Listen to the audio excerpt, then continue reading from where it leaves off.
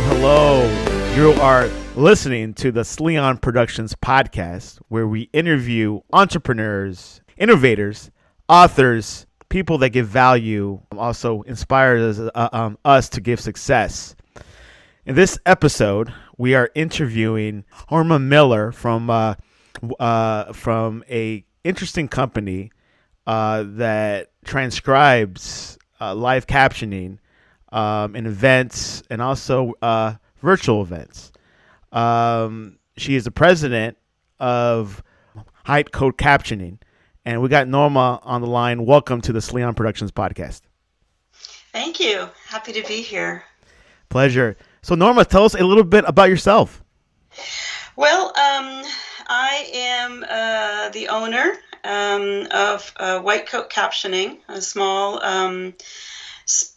specialist captioning company, and I live in Vermont. I've been doing my company is about 6.5 years old, but I've been doing this sort of work in one iteration or another for maybe the audience should sit down, but for 40 years I've been doing this kind of work.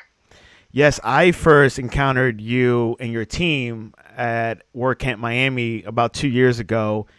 And when I first saw the whole white captioning and the live transcribing, it really inspired me and motivated me, as well, because there are times when you're in meetings or you're in conferences that you kind of miss what that person said. Either you were thinking about something else or you got distracted on your phone. But tell us, how did you, get started with this company, and why did you do it? So this sort of work grows out of the field of court reporting. We have the same skill, the same basic technology that court reporters have, and that's how my original career. And in the mid-90s, I was recruited by BBC Television in London to become retrained as a television captioner. So that's how I got going in captioning, sort of broke off the field of court reporting, became a captioner. Then I came back to the United States, and the technology hadn't really caught up with us yet for me to be able to stay in Vermont. I could have moved to large metropolitan areas and become a television captioner in the U.S., but that wasn't really feasible for my family situation. So I sort of hung around and did some more freelance court reporting type stuff until the world caught up with me, I guess. The technology caught up with me. And then when the internet got more expanded and things became easier and faster, and audio supplies became better, and it was feasible then to do remote captioning from home. So I started this company in 2014 and started it specifically with the idea of specializing in very difficult jargon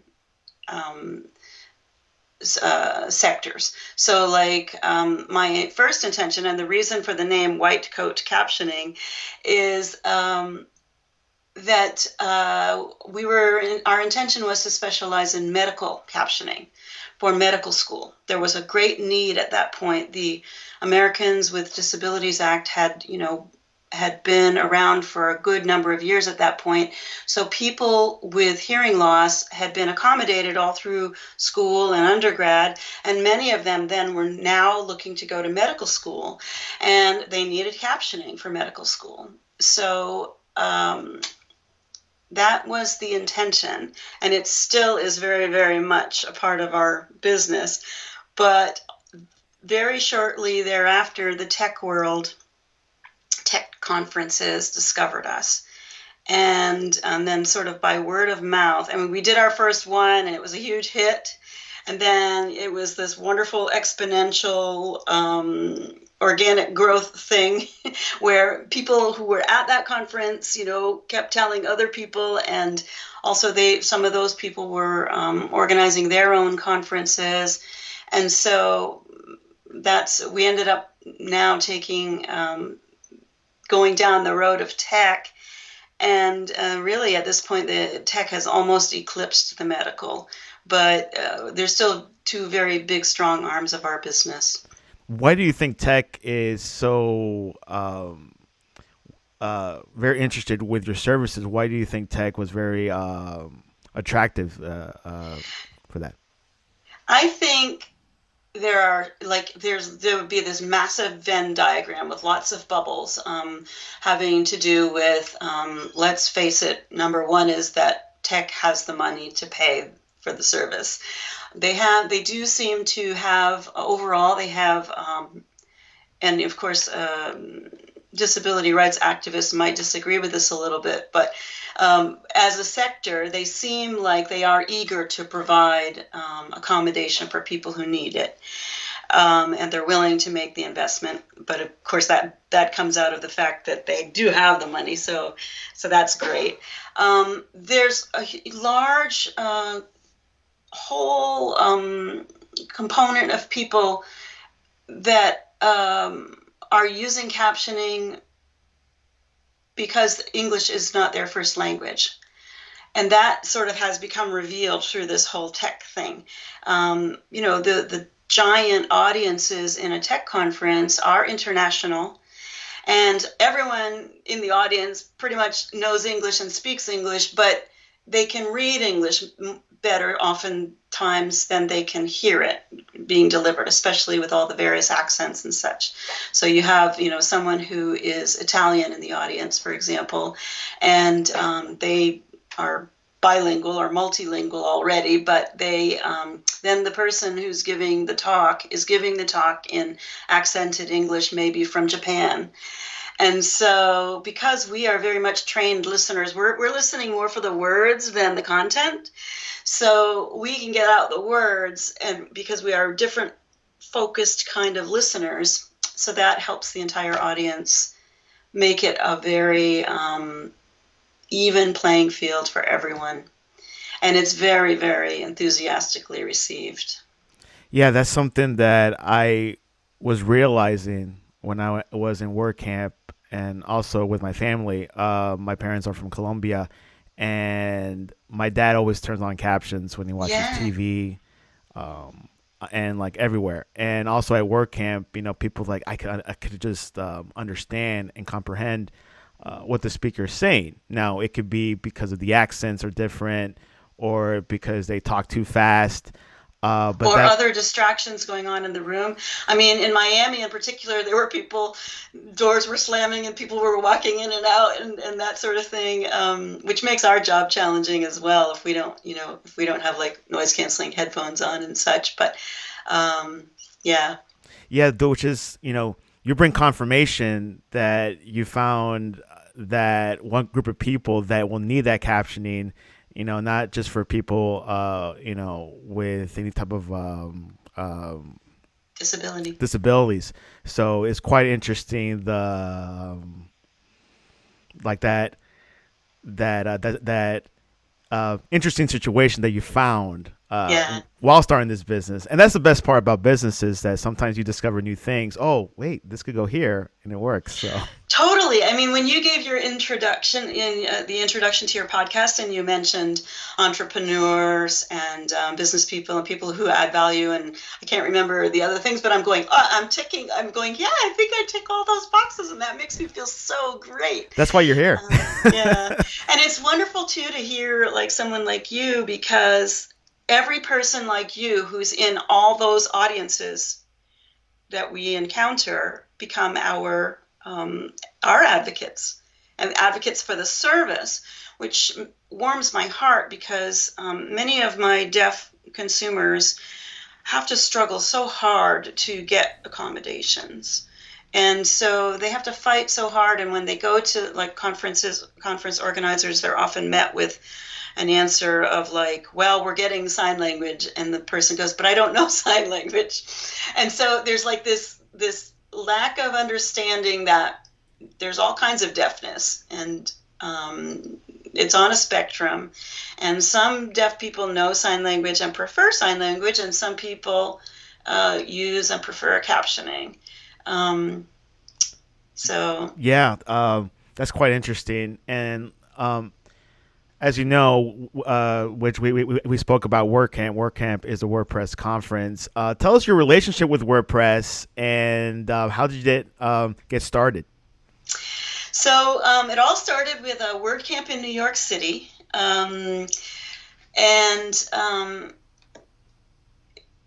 it was there was the need was identified. They'd had somebody request it the previous year and provide it only for that one person, and then I think they realized, wow, this should be for everybody. And also, if it's a multi-track conference, sometimes and sometimes if budget is an issue, we might encourage, we even work with conference organizers and say, well, if you can't afford us for the whole thing, at least have us for the main track or whatever. But then, of course, puts the deaf consumer at a disadvantage, because that means they're stuck in that one track. They can't move around. So the following year, the organizer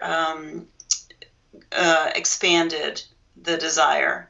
And so it was Kevin Cristiano who was the organizer that year in WordCamp New York.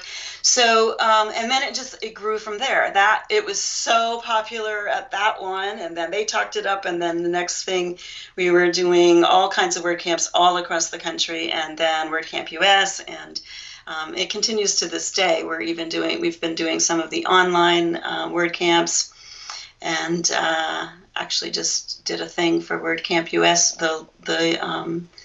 the event that happened last week, I think it was. I don't know. I've lost track of time. This has been such a year for all of us, right? And then the past few days have been so. Thank goodness you're having this podcast today and not 2 days ago. Oh, good timing. Yeah. And which you just brought up about having events online. Tell us how's that been this past couple of months with the whole pandemic, and how is it different from an actual event? Well, thankfully for us, that I think maybe the most popular word of 2020 is the word pivot, right?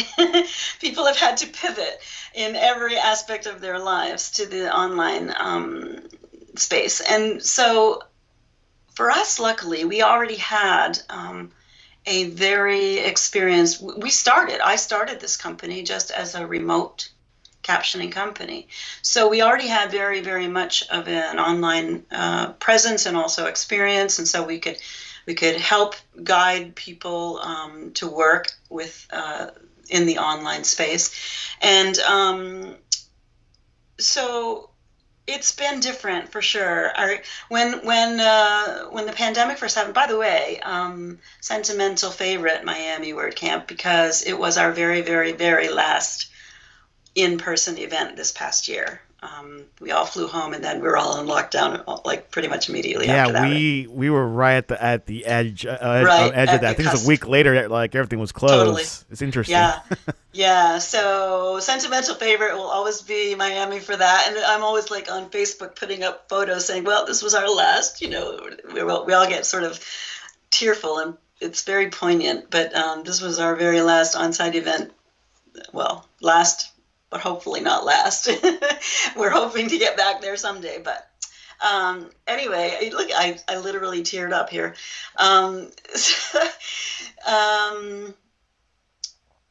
What I forgot. I got off Oh yes. track. How is like the whole online the virtual online events versus the Yeah. in person? So when the pandemic, hit, or when we realized it hit, I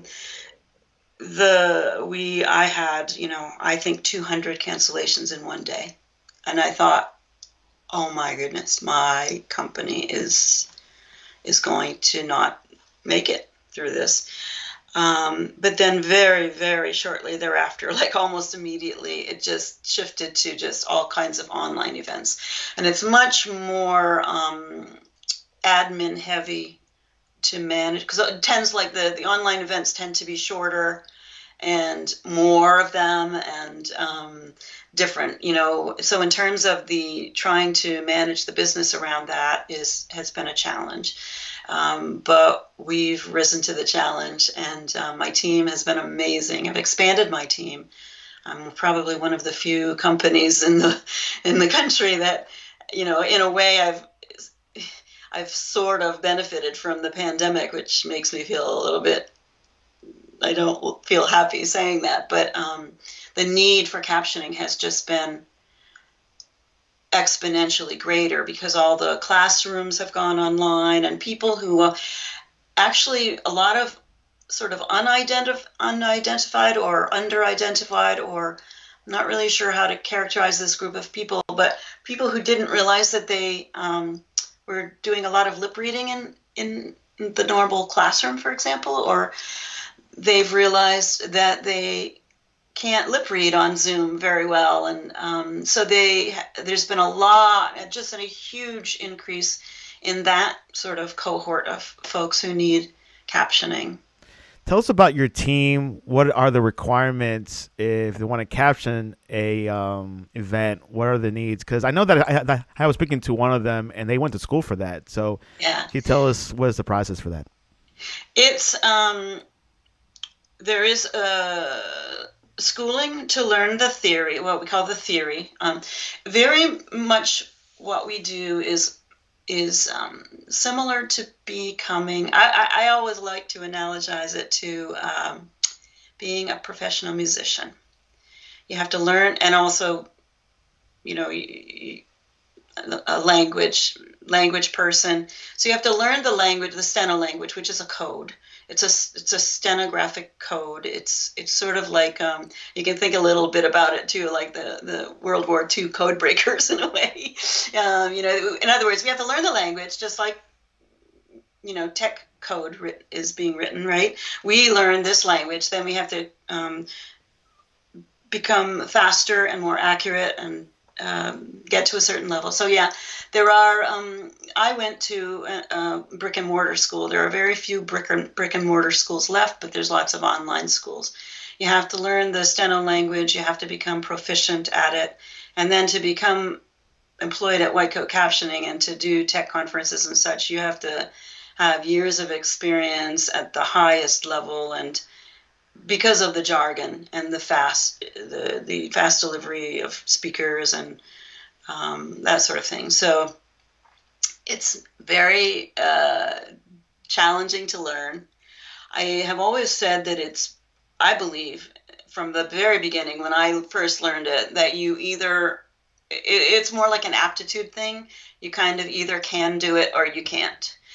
There's people who go to school and try, and they're like still in school after 10 years, and their parents and their friends are saying, when are you going to finish school? And the answer is, I'm going to finish when I finished. Like basically when you get to a certain level of proficiency so that you can be good enough, and that's so some people can do that in 18 months, and some people take many years, and so you either kind of have the talent or you don't. And it's the kind of thing where you have to practice all the time. It is very, very similar to being a professional musician, like a concert pianist or something. Yeah. So it is extremely small, niche field. A lot of people don't have any idea that it exists, but it's a really great field. It's a really great job. Which I actually was doing research of that a couple months ago, and yeah, you're right. It's a whole different language. You got to learn and get a degree in certification. Yep. And yeah, it was like I thought you just had to listen. No. I can't tell you the number of people who say, "I'm a really fast typist. Can I join your company?" And I just go, Now with the technology, I was doing research that the keyboard you guys use is completely different. Tell us about that. Yes, I'm gonna. I know that we're on a podcast, so there's no video, but just for you personally, I'm gonna. You saw our machines when you were there, so you know already. Yes, it's a specialized keyboard, and it's what we call a chorded keyboard. So we're writing chords. Instead of typing out a word letter by letter, like even the word same, SAME, right? That's 4 strokes if you're typing it on a QWERTY keyboard. It's 1 stroke, 1 chord, if you stroke it on our steno keyboards. And sometimes even groups of words in 1 stroke. Phrases that are used often. We make our own dictionaries. Each person, it's very personalized. Each person has their own dictionary. Like we learn a basic language and then we make it our own over time. Again, very similar to a concert pianist, right? Like one person can play a piece of music from sheet music and it'll sound one way and you kind of recognize the tune, but then, like a real master would be, it sounds different, right? And so I keep using that analogy, but it's really the most apt one. So over time, so all the domain languages, we caption.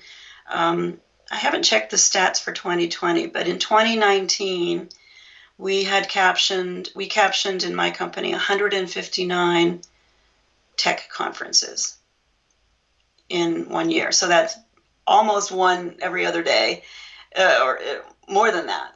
And so we, and then, all the other stuff that we do as well. So we caption in WordPress and Rust and Ruby and, you name it, all the various languages. We just have to learn the jargon. We don't understand what y'all are talking about necessarily, but Yeah, we get the words.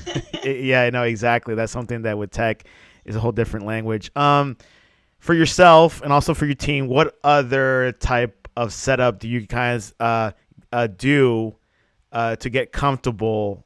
Obviously, I was talking to before the show that one of them that I was talking to had like a microphone so they can listen to the speaker. What other techniques or setups your team uses to get yourself comfortable to make sure every word is correct? Everything, we do whatever prep ahead of time we can do. We always ask the organizers, but let's be fair, they only get a C- in actual follow through on this. But we always ask for as much prep as we can get. Like we like to see the slides ahead of time if possible. It's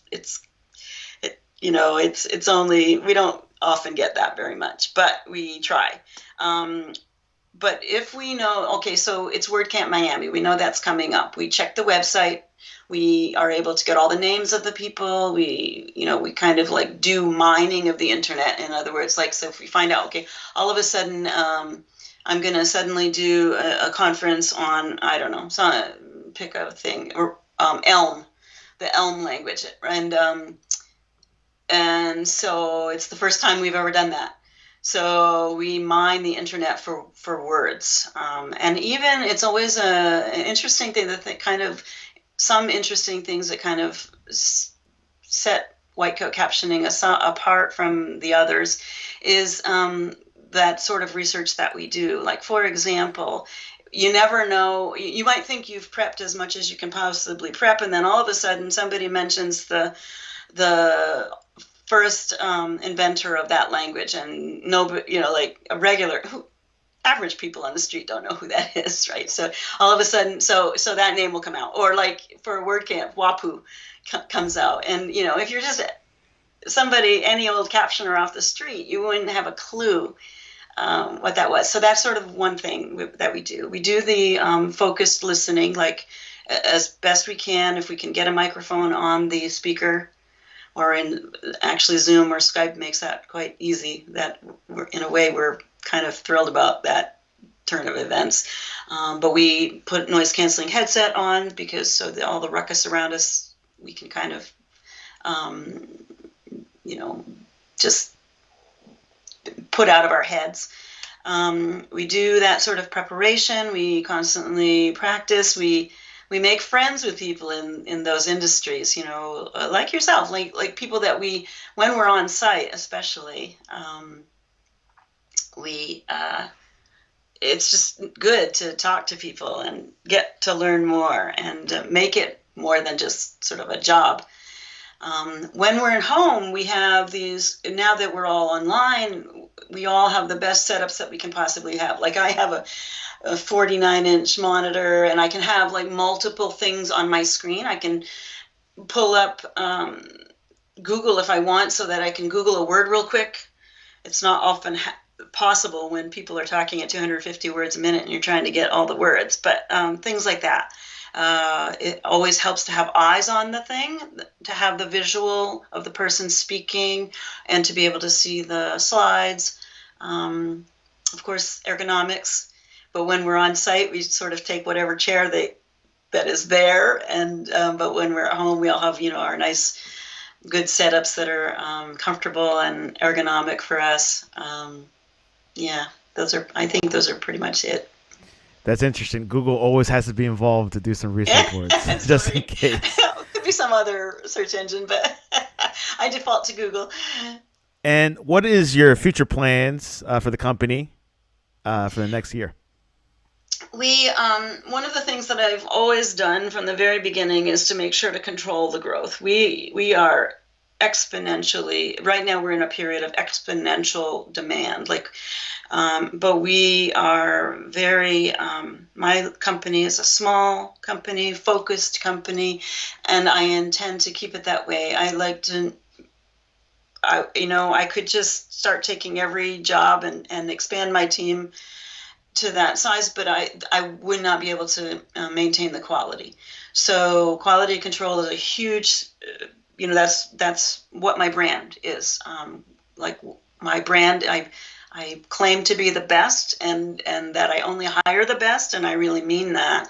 And so controlling the growth is a thing that's happened to us in the last year. I've had to, toward the last several months, I on average turned away about 6 clients per week, saying we don't have the coverage, or we can't take this on because we already are too busy in that time frame, whatever. And I'm able to curate my clients list, which is lovely, because so you can if clients are problematic in some way, which we all know can happen, we are thankfully in the position of being able to say, well, maybe we're not quite the right captioning company for you. So that's pretty much it. I'm trying to expand carefully while maintaining the high quality that we're known for. We're coming to a close. Norma, what is the best way for people to reach you about your services, or to find out more about you and your company, White Coat Captioning? Well, love it if you follow me on Twitter at White Coat Captioning, and it's spelled a little strangely at the end. The captioning is shortened to CAPXG. So White Coat Captioning, spelled that way. I have a website, of course, and there's contact forms on the website. It's whitecoatcaptioning.com. And I also have a UK branch of my business, so whatever the domain ending is there, .co.uk or .uk.co. I can never remember which one. .co.uk, yeah. Yeah. And by email, I'm Norma at whitecoatcaptioning.com. Definitely, if you are going to WordCamp, you might see them there. So, and just wave hello. They're just not just captioning; they're also trying to meet other people as well. I met most of your team. They're all nice, very approachable. Their service is, just amazing. Definitely, if you're, not just because you're not listening, maybe because if you want to take notes. If the speaker said anything, it's probably there in the screen when you see the caption. So it's definitely a huge benefit. You've been a very inspiration to the tech community for the WordPress, and I glad you came on the podcast. Thank you so much for having me.